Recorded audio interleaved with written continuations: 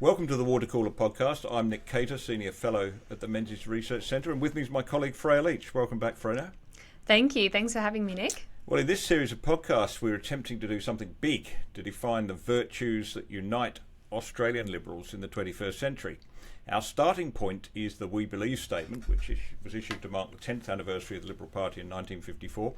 Each episode examines one of the 17 We Believe statements to discover what we'll be tending to do is to discover the abiding liberal principles that they contain and discuss how they apply to the challenges of our time. So joining us today, of course, is Keith Wolahan, who entered federal parliament last May as the member for the Victorian seat of Menzies, no more appropriately named seat, I think, for this programme. Welcome to you both. Today we are looking at the statement that we believe in Australia, her courage, her capacity, her future and her national sovereignty, exercised through parliaments, deriving their authority from the people by free and open elections. And no one is more fitting to speak about this than Keith Wolahan, who I believe has a background in defence. So Keith, tell us your initial thoughts on this statement. Oh, no, thank you for having me, Nick and Freya. It's lovely to join you. When you look at these 17 items, I think this is probably one of the most important one because it's given not long after World War II, and in fact, it's in the shadow of the Korean War. So I think the Prime Minister, Robert Menzies, has a clear focus on our national sovereignty and security, but he anchors that in our democracy because democracy as a form of government is not a given at the time and you have to fight for it, and that's what he's getting at. I think out of the 17, Keith, this is one it strikes me as one we're not going to have too much trouble with, but we'll find out as we go along. But broadly speaking, I think it's the kind of statement that would resonate today. We might change one or two words, perhaps to make it a little bit more friendly for our era, but the sentiment that we believe in Australia, that's true. We all believe in Australia, don't we? And we believe in her sovereignty. I think we do. I'd be interested to get Keith's thoughts on this. Obviously, as a young person, I think that sometimes young people have a bit more of a sense of ambivalence about the concept of Australia, perhaps because of what they're taught about our history and about some of the conflict that they are taught sort of resulted in the creation of Australia. So I think we broadly would agree with this statement, but I do think some young people in particular might feel a bit uncomfortable about so clearly calling themselves essentially patriots, like we believe in Australia. Keith, you're in Parliament now. We're recording this on a parliamentary sitting day. You may have missed it in the Senate, but Senator Lydia Thorpe, the former Greens senator, got up and started repeating things she'd said before about Aboriginal sovereignty. The black sovereign movement is a voice you'll never allow to the table, she said. Just hang on, I'll just skim down. We'll let this back out.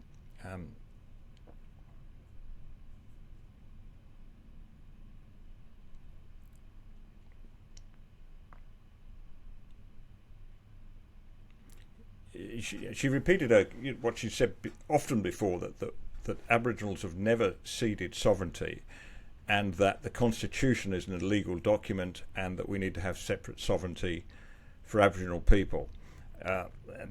That's a problematic statement for me, Keith. What do you think?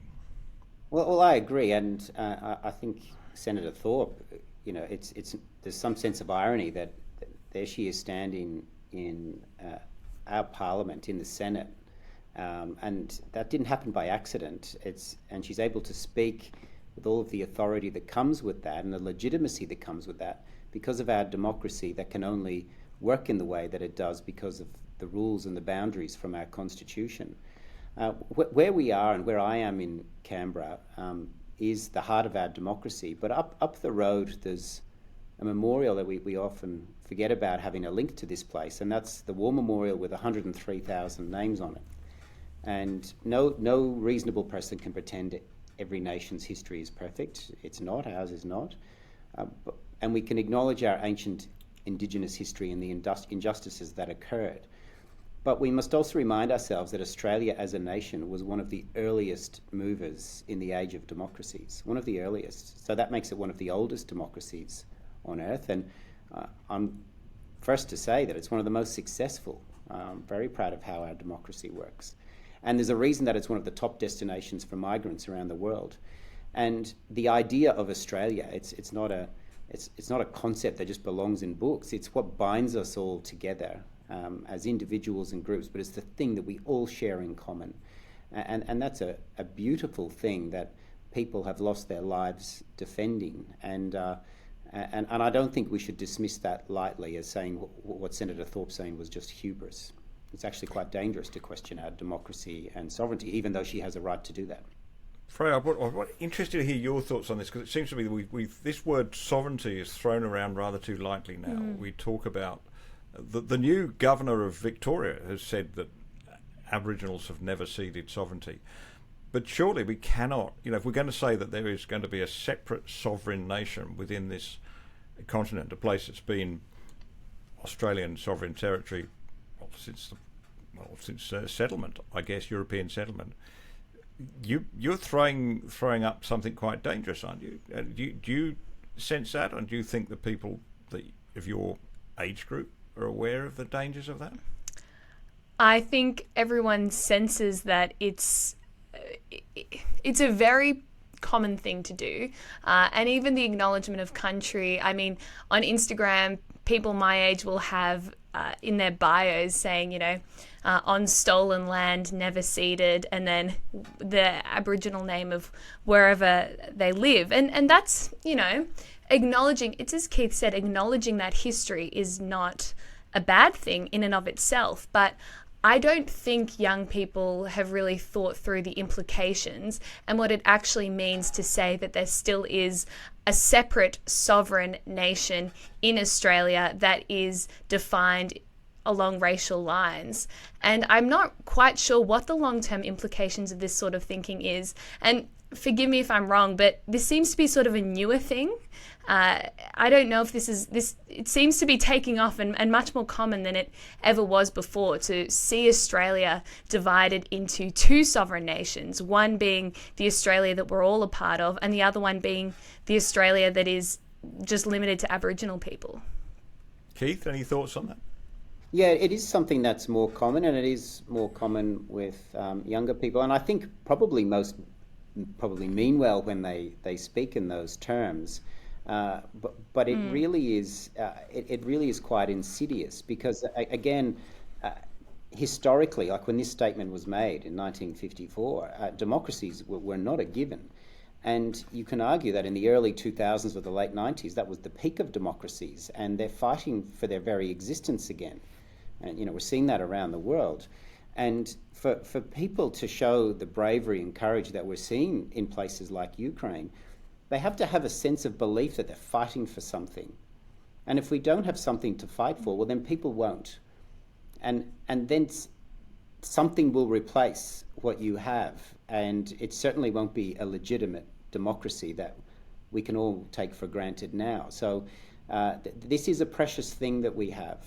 And the idea of Australia as a unifying idea that doesn't distinguish between anyone. Once you're a citizen, either born here or you've gone through the ceremony, you have enormous rights and obligations, but you're part of the team in an equal way. That's a cherished thing that we should stand up for, because if we're not going to fight for that, we're probably not going to fight for anything.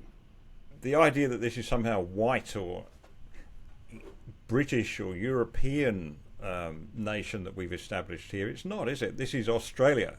It's not a country for white people or black people. It's a place for everybody who has Australian citizenship, who has the great honour of being a citizen of this country. So there's no reason why we can't just say, well, it's our country and we share it together. The idea that there should be a separate country, and where the border's going to be for a start, we saw where that led during COVID. I think that's exactly right. Keith, I'd be interested to hear, as a young person talking to my friends and trying to talk a bit of sense into them, what would you say to young people who don't feel almost like they should celebrate Australia, and they feel almost a bit embarrassed about being proud to be Australian. What would you say to people who feel a bit like that? Yeah, it's people need to want to feel it. So I would encourage them to look around the world as to where else would they rather live, how other democracies and other nations fare with their history.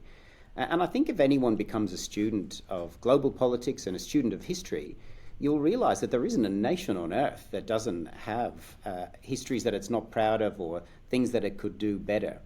But when it comes to having a legitimate democracy that respects fundamental freedoms, again, it's not perfect, and we're certainly not perfect, you have to compare it with other nations and other nations in their history. And there is a reason migrants want to come here more than any other place on earth, because they have done that calculation. Because they're not comparing Australia with a fictitious Australia, they're comparing Australia with what else is on offer in the world. And this is right up there. And we know that because of the choice that migrants are making. I wasn't born here, and my family picked Australia out of all the others. This was the best place on earth you could come.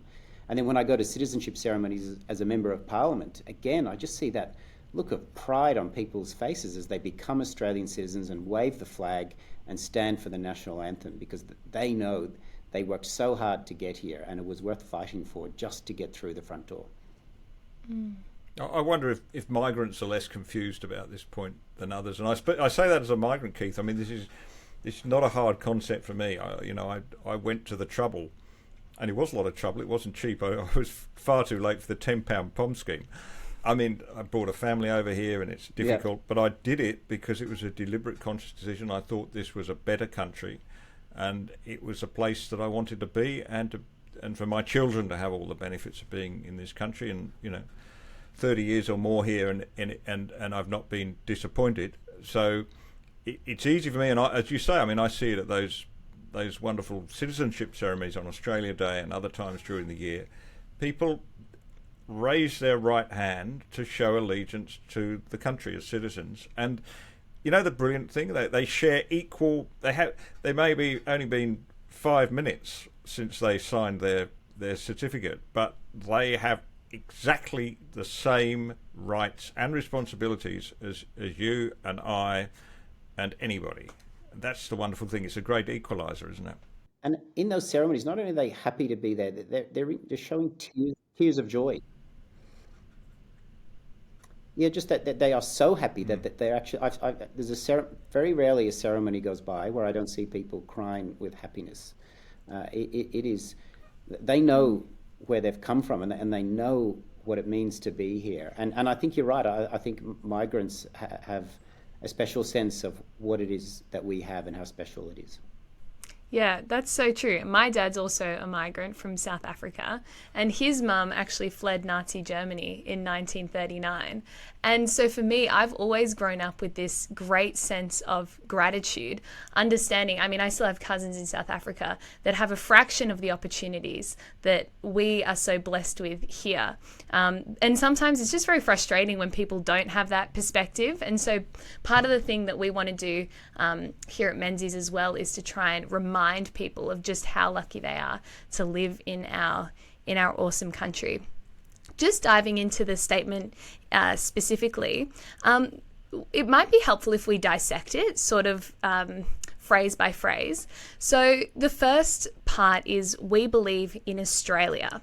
What do you think that actually means, to believe in Australia? Is it like the people, what we do as a country? What is this sort of concept of Australia?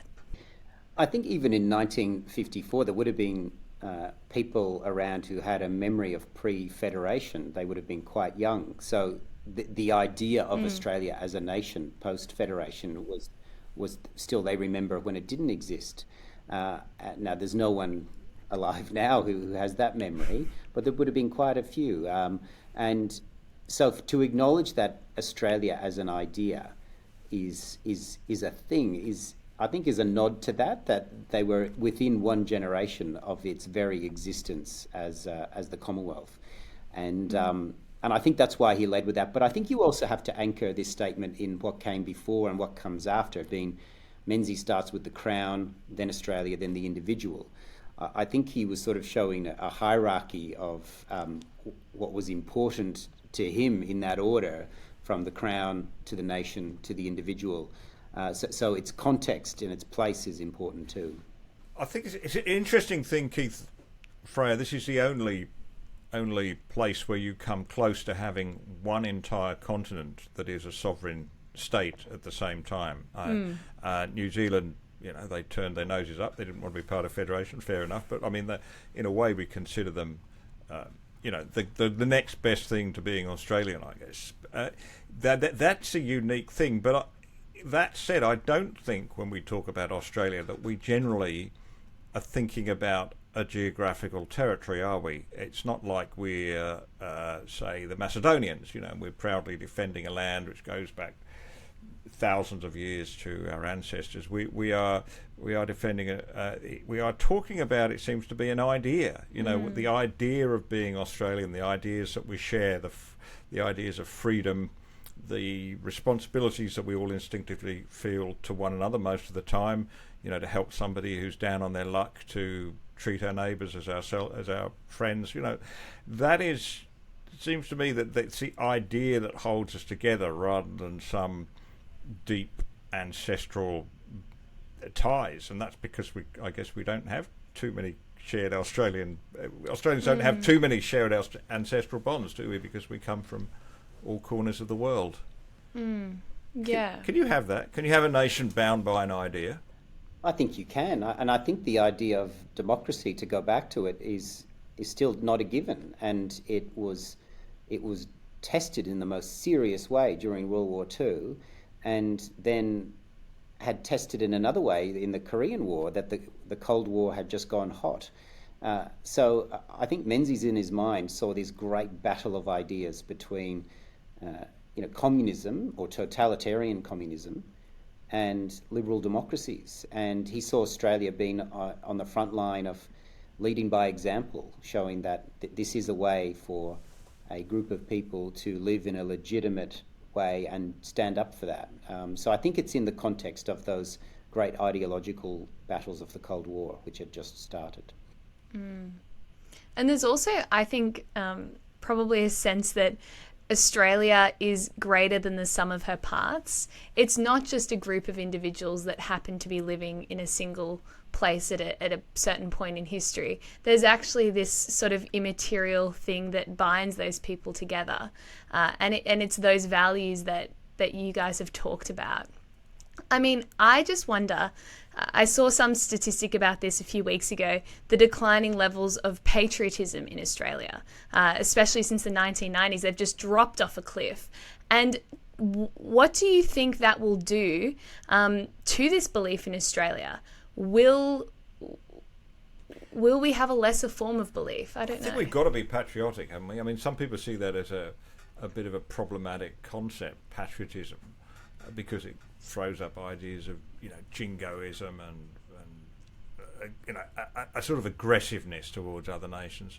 I don't see it as that. I just see it simply as being proud of the country and thinking that what we have here is worth defending, that it's worth defending our sovereignty against, say, invasion by another country, because what we have here is better, it's a really valuable thing and we should look after it, which means, I think, and this is what I wanted to ask you both, we have to think this is a better country, don't we? We have to think that we live in the best country in the world, because if not, why aren't we living somewhere else? Is that important, Keith? Do we have to be proud of the country? It is, but I think that the tension there is, my guess is that young people want to also consider themselves compassionate global citizens. And that's often reflected in views on, say, climate change, but also compassion for others who might live somewhere else in the world, and also just a desire for world peace and less war. So I think you can view our system of government as being better than all others, and an avenue for legitimacy, for peace, and for prosperity. and be proud of that. Whereas I think young people who think there's some sort of table thumping patriotism that views others in a negative way, I don't think that's attractive to young people. So the idea of our system being one we're proud of is probably something that is more appealing than the traditional views of patriotism. Yeah, no, that's very, very interesting. I definitely agree. And I notice the language that some people use. And you're exactly right, picking up on issues like climate change. There is this sense of a global duty. And we've seen the rise of these sorts of global governance frameworks. We've got the UN, we've got, Universal Declaration on Human Rights. There's very much a sense that we live within this sort of international order. And I think young people probably feel that more strongly, and that we're actually citizens of the world, as well as citizens of Australia. I know Nick finds this incredibly problematic, and I would agree. Nick, what do you think about that? I do. I've always been uncomfortable with that idea, citizens of the world. You are a citizen of a country to which you have a duty, you have obligations, and I feel this very strongly. In fact, and a lot of people thought I was bonkers to do this, but after 30 years in this country, I actually did renounce my British citizenship. I just thought, well, you can only really be citizen of one country, and it would have been sort of convenient, I suppose, to hang on to my British passport. I don't know why. I have no intention of going back to live there. It's a nice, beautiful country to visit, of course, and I have family. But I just feel you have to say, well, this is my country. This is the country to which I'm committed. It is a country which has given me so many blessings. It gives me so much that I can appreciate, and I have to give back. And that means, the very basic level, turning up for jury duty when I'm asked, or whatever. Those, and voting, of course, in this country is one of the duties we have as citizens. Am I pushing this too hard? Does anybody think I was nuts to give up my British citizenship? Or can we have a looser idea of citizenship than that? Well, I had to as well for obvious reasons, Nick. So I had to give up my Irish citizenship. But I do think, and we'll come back to this, I'm sure, in future episodes of this. There is one thing missing from Menzies' We Believe statement for me, and that is any mention of the word citizenship. It's become more. Perhaps it was just obvious back then when you had a more homogenized society, that this idea of citizenship was just taken for granted. But now we can see it's under threat here and in the States and elsewhere from the idea of the whole identity politics movement. That your identity is something other than the fact that you're Australian. Whereas I very much believe we have to say, well, we are Australians first and foremost. We can be something else under that. I can be a English born with Scottish heritage, or Keith can be, wherever you were born, Keith. But you don't. The number one thing is we're Australian, and that's to me the binding glue. Puts us above tribal. Can I give you an anecdote that sort of explained that? Recently, I was at a school that was being opened, and there was a spoken ceremony by a traditional elder, and he did a really good job, and he made the point that his ancestry was 1/4 Indigenous, and he said, I'd like to show you a picture of my family in traditional dress. This was near the end of the ceremony, and he turned the photo around, and there was a large family photo of people in Scottish kilts, and everyone laughed. And he said, that's because in addition to being 25% Indigenous ancestry, I'm 25% Scottish ancestry, I'm 10% Italian, 10% Irish, 10% Scandinavian. And he said, but you know what I am? I'm 100% Australian. And that's how he finished. And I just thought it was a really lovely way to acknowledge that being Australian is the glue that binds all of us together. And it was a really well done ceremony. That's such a beautiful story. But do you think at the moment that with things like the Voice to Parliament, that sort of sense that actually we might have different identities, different experiences, but ultimately what is truly defining about us and what is uniting is that we're all Australian. Do you think The Voice challenges that in any way? Yeah, I was very struck by when we did the anniversary of Neville Bonner's. We had a gala dinner to celebrate the 50th anniversary of Neville Bonner's entry to Parliament as the first Indigenous member of Parliament, although it was actually the 51st thanks to COVID. But I was very struck by what he said, in that he said, look, I'm Aboriginal, I have my original heritage. He's also a Christian. He was very proud of being a Christian. He was member of he came from his local community. He was a member of Parliament, or a senator. But he said, he was very clear, but above all, he said, I'm Australian. And that brings me back to that concept that if we can agree that we'll put that above everything else, whatever else we are, then I think we end up with a much stronger, more civilised society. I agree, and there goes the Senate bells in the background, so my apologies to your listeners. I was at that dinner too, Nick. I thought it was really well done, and I was envious of those who got to meet him. I missed out getting to meet him. It just seemed like a wonderful person, a wonderful Australian. And I absolutely agree. I think that is one of the risks, in addition to constitutional risk that's present in the wording, is that it just risks making us divided and being seen as something other than Australians. And I think that sentiment is one we should avoid. We should be unifying us as what we have in common, not what's different. And I'm worried about that in this process. To me, I mean, because I think, yeah, of course, there's the courage when we face an external threat, but I think there's also a sense in which Australia, the history of Australia, and I'm not just talking about the settled history, European settlement, I'm talking about before that, it's a history of courageous people who take on the challenge of somehow surviving on what can be a very difficult and unforgiving continent.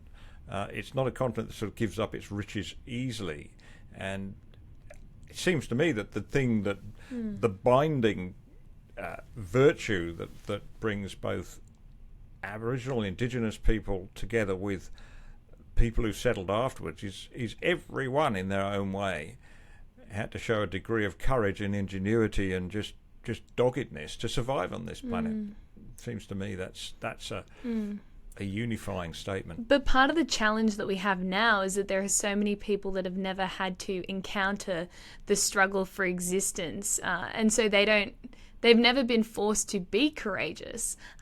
What do you think about that, Keith? I think that's true, but then again, to come back to Ukraine, people who were 1 week teaching in schools, making coffees in their own cafe, being a startup, being at university, were in a few weeks fighting for their lives in anti-tank teams, digging trenches that we haven't seen in Europe since World War One. And they've shown that courage and resilience ever since. I have great optimism for young people to step up when required. And I remember when I was on my second tour in Afghanistan, and I was looking around, and most of my platoon were in primary school when September 11 happened. But here they were risking their lives and showing great bravery and courage. And I think we will always have that capacity. It's not a given, but I'm generally optimistic. Freya, we said at the start of this series that we thought we might have some issues with some of the gendered language in some of these statements, which we wouldn't talk about it quite in those terms today. In this one, we talk about Australia, her courage, her capacity, her future, and her national sovereignty. I get the literary quality to that, but do you think we'd need to have a look at that if we were going to rephrase it today in order that it just doesn't, it's less confronting to people, or is it okay? Can we get away with it? Well, I think it depends who you're talking to. Obviously, I'm not fazed by that, and I think I'm thankful that I've had a good English education, so I understand how literature works. But I do think perhaps if you really wanted to change it, you could rephrase it to something. You could use inclusive language, and I don't mean gender inclusive, but using a word like our, like we believe in our Australia, in our courage, in our capacity. That could be one way you could get around that. Yeah, but again, it depends. You'll always find someone to take issue with that. I don't. And I don't know if we should change it just because people might. What do you think, Keith?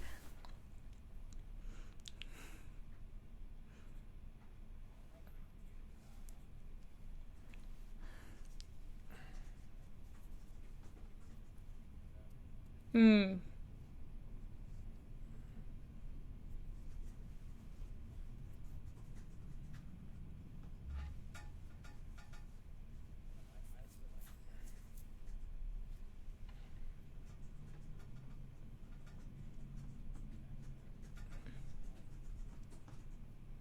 Mm.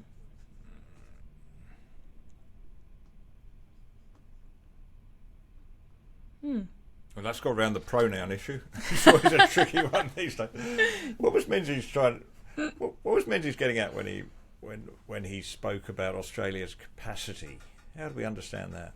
Well, I think with Keith's experience in the Defence Forces, he's probably more able to sort of talk about like our military capacity.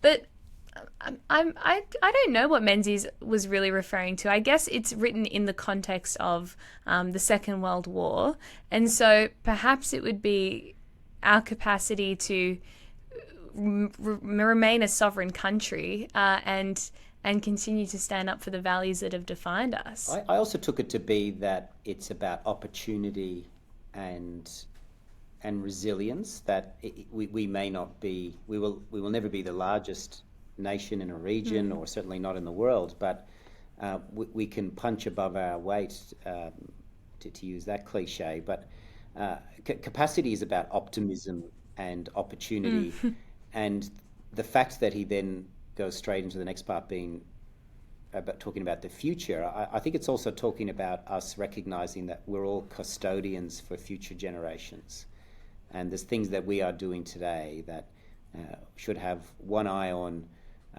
our children and our grandchildren, for whether we're proud of the decisions that we make. I like that word capacity, and I think about, people talk about Australia being the lucky country. We're blessed with all these wonderful resources as we are, but really our greatest resource and our greatest renewable resource, if you like, is a human spirit. It's enterprise, ingenuity and energy that drives us forward, and without that you could have the most abundant riches in the world, but nothing would happen to them. And we know plenty of countries in the world, in Africa for instance, parts of Africa where that has happened, where they haven't been able to develop their resources because of civic issues. We've been able to do that here, and I was struck by that on a recent tour to far north Queensland, to Bowen, and I visited a farm where they get 700,000 or 800,000 cases of tomatoes shipped to Coles every year, and you go, any idea how complicated it is to grow that many tomatoes, pick them, pack them into boxes, and then truck them down the Bruce Highway, the worst highway in the world, and get them into the stores? It's an act of sheer brilliance, and it wouldn't happen without people just determined to, crash through every problem and find a solution. And you see this everywhere, don't you, Keith? As soon as you get out of Parliament House and out of the inner cities, you see Australians behaving like that. Exactly, and again, it goes to one of the other we believe statements being about free enterprise, but that all works, and it works like magic. But imagine we had a department for tomatoes trying to do all that for the country. You just know it would break down and it wouldn't work. So the capacity of Australians, separate to their government, to show ingenuity and to solve problems, and being guided by self-interest in a commercial sense, that's us at our best. So maybe where Menzies, or in that statement we talk about the capacity of Australia, maybe we should talk about the capacity of Australians, because they're the ones who actually get things done. That'd be a good amendment. And also quite countercultural today. Good point.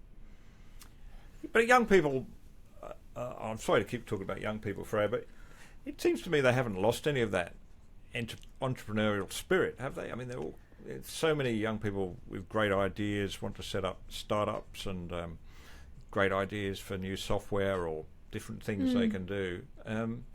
We just need to nurture and encourage that, don't we? I don't think we have to instill it in people because it seems to me it's always there. Look, I think that's right to an extent. I think there is definitely an entrepreneurial spirit among young people, and thanks to technology and the internet, I mean, never before have you been able to create such incredible businesses and ideas and products out of so few resources, really. But I do think that a lot of young people are not actually convinced that we, or even themselves, really do have capacity. And implicit in the word capacity is a sense that you can be sort of self-determining and work hard and achieve.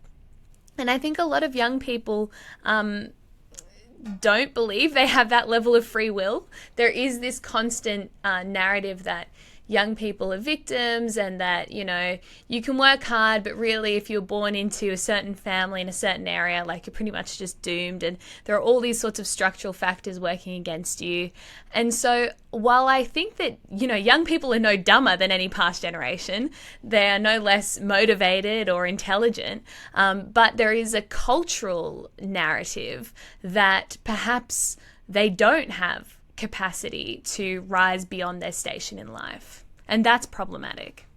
Keith, do you sense that that entrepreneurial spirit is still as strong and rich as it always was? I do, but I fear that it's been given a real shake during COVID, because I think during the COVID years, particularly where I am from Victoria, we had whole, households and businesses and sectors that had to rely on the state to survive, and I think that's created a different relationship between the individual and the state, and it's made people more nervous to take risks, which needs to be there to have that entrepreneurial spirit. So I think we need to give it a kick again, because I definitely saw it there before COVID. It's there now, but it's just not quite the same, and it does worry me. Let's move on, because we need to finish this statement in a reasonable amount of time so you can get about your business, Keith. But going back to that idea of national sovereignty, we see so much, and since I think Menzies left office, we've seen it increasingly, that supranational bodies, the UN or whoever, are becoming authorities in their own right, and sovereign governments like ours are ceding some power to those organisations, particularly when we sign up to international treaties of one kind or another, and then we're bound to do X, Y, or Z. I'm thinking about, it began with the International Treaty on Human Rights. More recently, we think of the climate change, the Paris Agreement, those agreements we sign up to, and then more recently still COVID, and the World Health Organization is attempting to give itself more authority in this space, and by definition, countries like ours less. Menzies, of course, resisted this very strongly. He could see the danger. He spoke against it. Do you think that we've been too careless in that regard? I've been watching this sort of area for a while, and I think potentially, I think the dial has been wound back compared to previous years. And I think the other advantage we have here in Australia is again, our constitution, that various governments can sign up to treaties or other bodies, but until they're ratified in our own domestic law and have that own legitimacy to them, they don't have much effect. And so really it's just a ceremony mostly for us until we have that domestic law consequence that flowed from it. So I'm not too worried about it. I'm also, as a middle power in the world, international bodies, as the theory goes, can be your friend if they're kept within check. We don't want a complete state of anarchy in the world, particularly when it comes to international security. These forums can serve our interests. particularly as we become a more multipolar world instead of the bipolar existence we've had for many decades through the Cold War. How do you feel about that, Freya, as somebody who mixes with a lot of people who want to be citizens of the world? Yeah, well, I guess there are sort of two angles you could take on it. The first one is a legal approach, and I think Keith is exactly right. We have a dualist system of the incorporation of international law. So we don't just sign a treaty and then it becomes Australian law. To be incorporated into domestic law, it actually has to be passed through legislation in Parliament, and I think that's a very good thing. But I would agree that perhaps on the cultural side, there could be a sense that these sorts of international organizations, are somehow these benevolent global powers that want to promote the interests of human rights and climate change and whatever.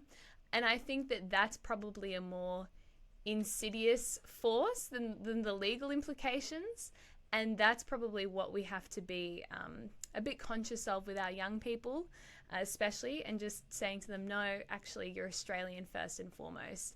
And we have something that's worth protecting and worth defending. And it probably will not be served, just by blindly following whatever the UN says. What do you think, Nick? I think it's been an interesting conversation about it to get the thought neural channels moving on these issues, because it's as I say, I mean, you rightly said that I'm very nervous about the idea of international citizenship, and yet I think at a nation to nation level there is this idea of a community of nations, and we know we're part of that, and in a sense we have to behave as a nation to our neighbours and other countries in the world as we expect people to behave to one another within our country, i.e. treat them with respect and enter into certain agreements. I mean, the air traffic agreement, for instance, obviously a very sensible one. We're very happy to operate on whatever rules the international community decides. We don't want planes flying left, right and centre. And possibly, climate change, if that's going to be the way we deal with that. I guess the question is, how do we do that? We're still maintaining our right to make our own decisions over things like immigration. I mean, I know, Keith, the Greens have got this idea. I want to pick your brains as somebody with a legal background. They often talk about international law. So I remember when we had problems with migrants coming here illegally by boat, and we would detain them and put them in Nauru or whatever. The Greens used to say, you can't do that, it's against international law. Is there any such thing? It's a good question. I think the first half of any international law subject to university is addressing that very question. I think there's two limbs to law that matter. One is that they can be enforced, and that is usually through a police force and courts, and that doesn't exist. And then the other is that it has legitimacy, and ultimately our system of enforcing the law is anchored in the legitimacy of our democracy. It's our democracy that keeps the executive accountable. It's the executive that appoints the judges, and they are then independent. So I think all of that, those ingredients of enforcement and legitimacy are missing. So I think international law really is international norms, and they're sort of, it's a pool of good ideas that a nation state can draw upon. I think the exception would be the laws of interstate conflict. I think because the consequences are so grave, and our very survival as a species on the planet depends upon it. I think we have somehow managed to say that through the UN Security Council that it's not effective, but in terms of stopping total war, maybe that has had some success that we can be proud of. Yeah, and I think as well, to add on to that, you do have these just Kogan's norms, and so those are peremptory norms, and you can't actually violate them. Well, look, people still do, but enclosed in those just Kogan norms are things like state torture, genocide, and those are acts of the state that we would all say do not have a place in our world and violate fundamental norms, and you should not be able to partake in those activities. But beyond that, I think I would agree with Keith that the nature of international law is quite debated, and oftentimes states don't fear. There's no global police force; they just fear reputational damage before these international bodies, and not much more. There's one part of this statement about sovereignty that I would cling to. If we cling to nothing else in this statement, I'd cling to this bit and maybe even put it up in lights. When we're talking about sovereignty, it talks about sovereignty exercised through parliaments, no, not governments, not cabinet, not the Prime Minister, exercised through parliaments, deriving their authority from the people by free and open elections. The people, in the end, are the ones that are custodians of that sovereignty, aren't they? And I loved the design. One thing I used to love about the design of Parliament House that was spoilt partly by the security fences they had to put in because of terrorism threats was the fact that you can walk over the top of Parliament House on the grass. You can't now, but you used to be able to. But just a symbol of that, Keith, that you sitting in there right now, where you're speaking to in your office in Parliament, people should be able to walk all over the top of you because it is any authority you have in there comes from the people. That's right, isn't it? It is, and I was recently, we do a lot of phone canvassing into my seat just as a way to see what matters to people and how we can help. And we were reviewing the opening line, and the opening line says, after they've said who they're calling on behalf of, they say, "We work for you." And it's a simple statement, but I've, for those who make the calls, and I make some of them myself, it stops people in their track, and they sort of think, yeah, it's true. You do, and that's the way it should be. That ultimately we are talking about the democratization of power. Power needs to reside in the people, and then they grant it on a daily renewable contract that we have, and it's ultimately exercised and reviewed in elections. But power is dissolved, and we're a better nation when it is dissolved. And I think that this is where the Liberal Party is very distinct from the Labor Party, because we don't have the influence of unions, who are these unelected bodies that pull massive strings behind the scenes and determine policy settings and who gets what positions in cabinet. And I think that's where the Liberal Party has a distinct advantage.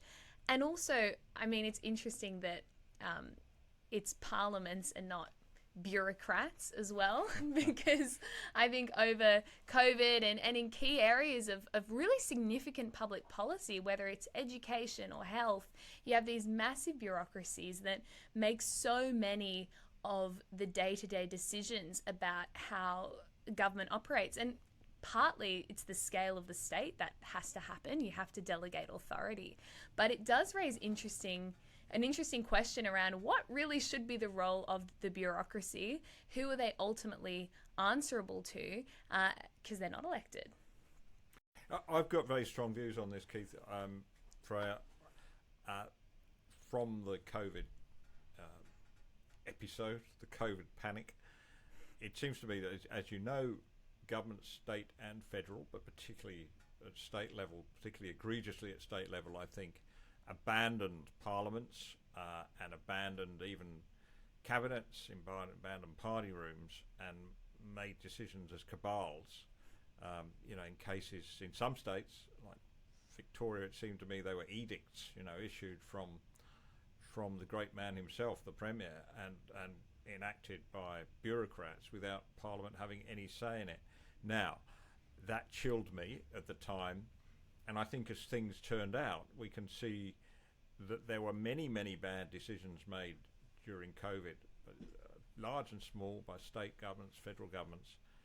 But in every case, I think the chances of that mistake being made would have been less if it had been put up to parliamentary scrutiny. So if for no other reason, although it can be frustrating, as you know, having been in that place, Keith, it's frustrating for a government to get its policy through. I think we have to respect that generally having to go through Parliament, go through the Senate, it does help knock the rough edges off it, and generally you end up with better or at least safer legislation than you would otherwise. So the parliamentary process is important for practical reasons. It is, and I've only been here since May last year, but I have seen how, even though we're in opposition, that the committee work, the accountability and the fear of being held to account in the Parliament with, the open media reporting that comes with that, has made for better bills and better legislation. And if we didn't have those processes, I think there would have been different legislation, and we saw that in COVID.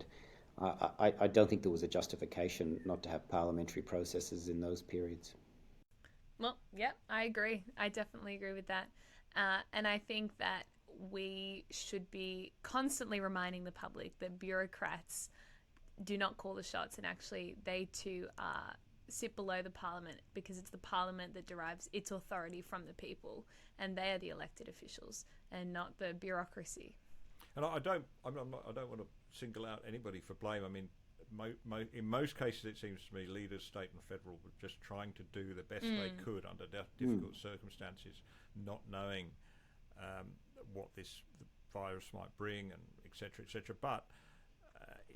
but we did, maybe if we'd have had this statement at the top of our minds, we might have not have extended emergency powers so extensively as we did. And I know, and both Greg Hunt and Scott Morrison are on record as saying that they were surprised when they, opened up the box of emergency powers that were available to them in a pandemic. They were surprised at how sweeping they were, and actually put in checks and balances themselves to make sure that they were kept in control. But perhaps one thing we could do now, if we really believe in this statement, is actually suggest that Parliament revisits those emergency powers in the light of what happened in COVID, and see if we might just not revise them down a bit. Am I on my own on that one? No, I think that's right. Yeah, there needs to be a proper review. Freya, any final thoughts before we go on to the big money question? No, I think that's probably pretty comprehensive. I would say one thing we perhaps haven't touched on as much, but maybe could briefly, is sort of the threats that we might start to encounter in relation to our national sovereignty. And the obvious source of one of those threats could be China to our north. And I'd just be curious to hear briefly about what Keith's thoughts on that are, and how much of a threat is China to our sovereignty? I think when you think about what's a threat to our sovereignty, I always like to think what will last through the decades as a statement. Like this statement is, like, if Menzies had included particular nations or threats, it wouldn't have aged well, because the nations that were posing a threat to us then are not the ones that are posing us now, and the ones now won't be, you'd imagine, in decades to come. And I think that's the genius of this "we believe" statement, that it is so timeless, because he knew not to single out particular threats at their time. So for me, the idea of, I think, totalitarian states, whatever form they're in, whether they're in dictatorships or communist states, I think they are threatened by democracies and are therefore a threat themselves to democracies. So I think because of the regime that is in charge, that they are necessarily threatened by an alternative that is showing a different way, that is accountable, that can lead to a prosperous, free nation. And I think that's what Menzies was getting at here, that as a confident nation that trusts its people, it will be free and open and successful, and that's something that should not only be celebrated, but other countries may copy. The money question, Keith, Freya, if we were to rewrite this statement in a way that could capture the core of what all Liberals believe, so everybody from whichever part of the country, whichever age group, whichever wing of the party, if you want to think of it like that, they come from, what would we do with this statement? Do we reject it, revise it, or retain it? I actually had a go of different drafts of it, and I kept coming back to leaving it as is. I think it has aged really well. Uh, I just think that that one slight niggling point about the pronouns issue, you could solve that with an our statement, but I think that changes the point that there's a lot in this statement, and it's about the idea of Australia as a confident, courageous democracy that is legitimate. Um, I just don't think you can word that in a way that's much better. So my vote is for leave it as is. Yes, I think that's a great point. I would say though that I think at a time when we know that patriotism is in decline and we know that people feel less strongly about their identity being tied to our country, perhaps this is a time where you would want to amend the statement to say, we believe in Australia, our courage, our capacity, our future, our national sovereignty, just so that it really is reinforced for people that Australia doesn't just exist. Australia is constituted by its people. We are Australia. And actually, if we want our country to continue existing, we must also step up and have faith in our courage and our capacity and our future. And that's something we all have a duty to be a part of as Australians. So perhaps that would be my only thought on that one. Although I'm with you, Keith. I think that it's just aged so well, and I'd be reluctant to change it. But I think if there was anything that I think we could revise, it would be that. Yeah, perhaps we should have a fourth option here: retain, reject, and or tweak. Tweak. Because then we'd use the alliteration, so we won't do that. But I think if this is one for tweaking, and I think I agree with both your points on that. I like the idea of turning the idea of this abstract it called Australia into Australians. I like that idea, and I do think we'll do this in future episodes, come back to this idea of citizenship. It might not be in this clause, but we need to expound what that means somewhere, because that does seem to me to be fairly central to the idea of what binds us together as a nation. So otherwise, I think it's been a really great episode. Keith, thank you. Keep the flame burning in that seat of Menzies, named after our greatest Prime Minister. Freya, thank you. We'll do it all again next week. Freya, how do you think this is going? For me, it's been much more challenging than I thought, but much more enriching, really, once you get into the words of each statement. Yeah, it's awesome. I mean, I was just down at Federal Council on the weekend down in Canberra, and it was great to sort of come together with Liberals from all across the country, and then coming back and anchoring our thinking and our discussions in Menzies' We Believe statement is just so rich. And I think sometimes we can get caught up in the day-to-day machinations of politics and the party, and we forget where we come from. And I think only if we keep in mind Menzies' original design for the party, will we be able to know how to go forward in this really pivotal time for our country. Thank you, Freya. Thank you, Keith, and we look forward to joining you again soon for another of these conversations.